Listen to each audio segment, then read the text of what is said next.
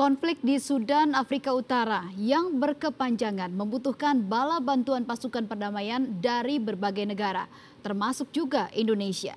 Tahun ini kontingen Force Police Unit Angkatan 10 sebanyak 140 prajurit telah terpilih. Amanda Falani menyaksikan persiapan yang mereka lakukan demi mewujudkan keamanan. Keahlian teknis dan taktis hingga kemampuan bahasa Inggris pun diuji. Di balik misi kemanusiaan yang mereka emban selama 1 tahun, para prajurit ini akan meninggalkan keluarga dan juga orang-orang tersayangnya. Berikut liputan Amanda Falani selengkapnya. Suatu kericuhan terjadi. Massa melepaskan tembakan. Bentrokan tak terelakkan antara pendemo dan pasukan kepolisian.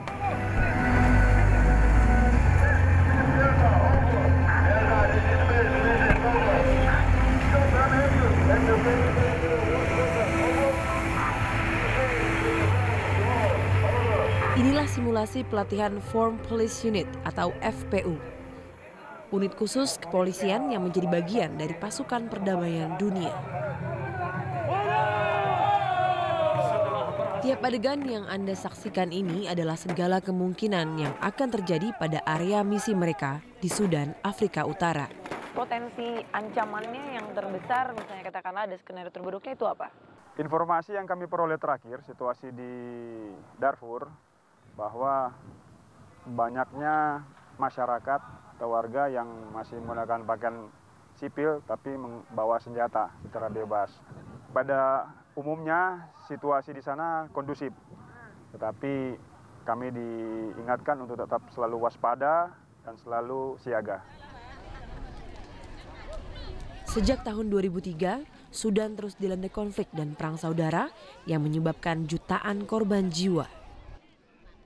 Sebagai bentuk komitmen Indonesia menjaga perdamaian dunia, kontingen FPU Angkatan 10 tak lama lagi akan bertugas di sana. Adakah misi yang berbeda kali ini?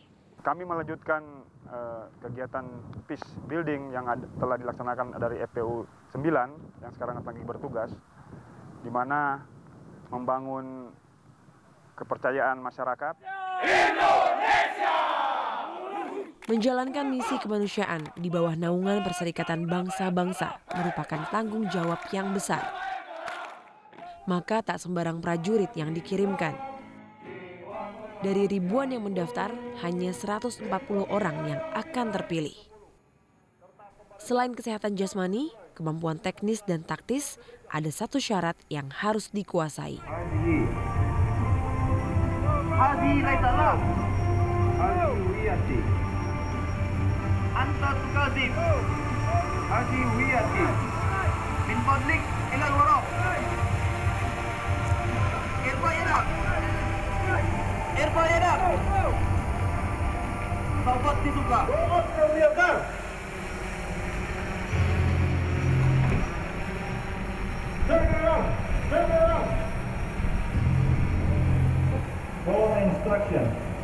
Kita sudah dilatihkan tentang bahasa, termasuk bahasa Inggris dan pendalaman bahasa Inggris dan bahasa Arab, pengenalan bahasa Arab.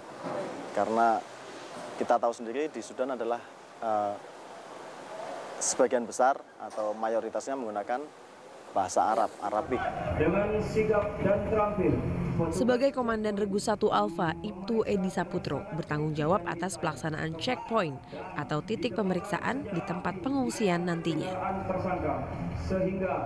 Ia dan 8 orang di bawahnya dituntut kewaspadaan dan kesigapan karena bahaya bisa terjadi kapanpun. Boleh diceritakan skenarionya seperti apa yang tadi diselenggarakan? Jadi tadi diskenariokan ada kendaraan asing yang akan memasuki supercamp, ya, di mana di situ diperintahkan untuk mematikan kendaraan dan orangnya disuruh keluar. Kemudian kendaraan itu kita geledah. Nah, ternyata di dalamnya ditemukan senjata api, ya, senjata api yang tanpa surat izin, ya. Jadi itu langsung kita amankan. Memang sengaja kita laksanakan pelatihan seperti ini sehingga akan terbiasa dan untuk kebaikan kita di misi area nantinya di Sudan. Kita akan lebih peka terhadap orang ataupun kendaraan yang akan memasuki daerah kita ataupun daerah super camp. Selain bertugas di titik pemeriksaan, nantinya pasukan perdamaian juga akan berpatroli. Tentu dengan dilengkapi dengan sejumlah kendaraan khusus. Sebelum turun ke area misi, ada sosok penting yang memastikan mesin kendaraan tempur berjalan sempurna. Ialah Ibda Budi Irawan, sang kepala mekanik atau MTO, Motor Transport Officer. Kepada saya ia menjelaskan sejumlah kelebihan Armored Personnel Unit atau APC ini. Bahan atau materialnya ini dari apa nih Pak? Kalau dari bahan ini sepertinya baja tahan peluru, Mbak. Baja tahan peluru, Ya. memang fungsinya di sana juga ya menghadapi situasi Betul. konflik gitu ya. Betul. Dan ini standarnya dia di level 4, sesuai dengan standar UN. Level 4 artinya? Level 4 artinya ketebalan dari bajanya itu dia tidak bisa tembus dengan peluru yang 12,7. Oke, baik. Menengok ke bagian dalam kendaraan APC, ternyata posisi kemudi berada di bagian kiri. Mobil ini pun memiliki kapasitas penumpang sebanyak 5 orang.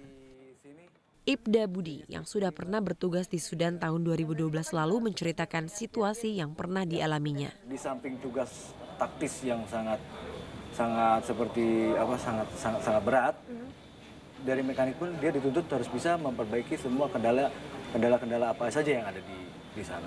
Baik dari mesin maupun dari komponen pendukungnya. Medannya seperti apa sih Pak di sana? Kebanyakan rata-rata lapangannya itu?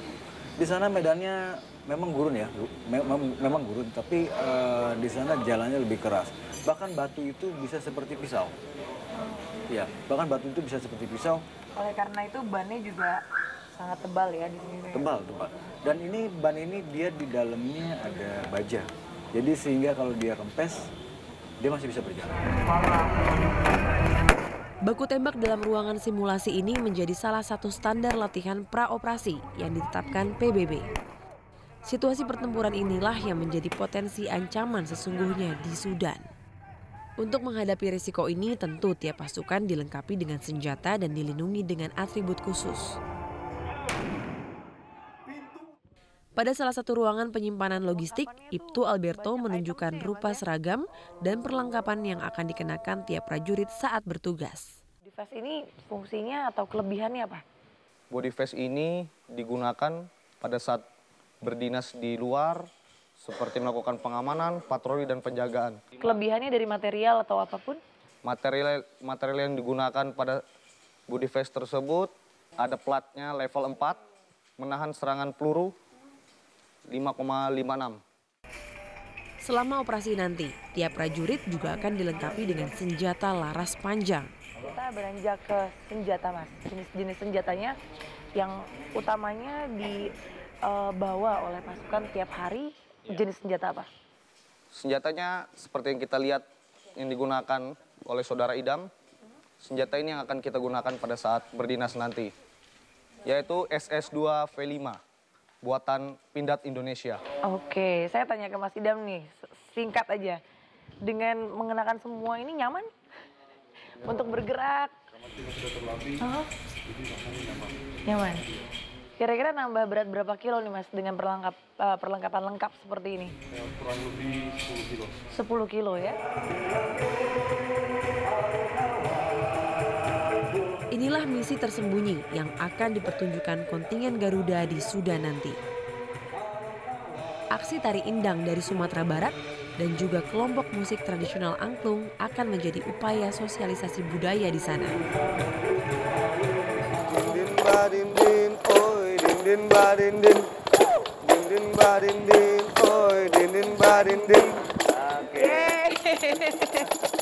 Seru banget. Selain gagah nih bapak-bapaknya juga pada lentur ya ternyata.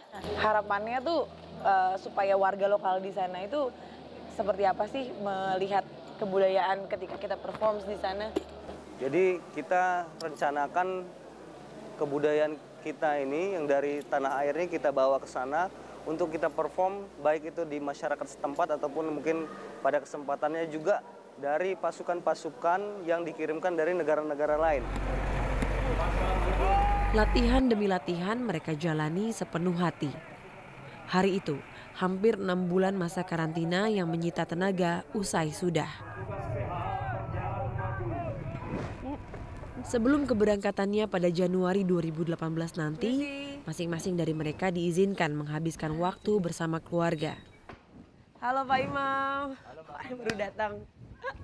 Saya mendatangi rumah dinas salah satu kontingen pasukan perdamaian, Ibda Imam Mujayanto. Khawatir sih udah pasti ya Mbak ya, namanya juga istri ditinggal lama lagi setahun.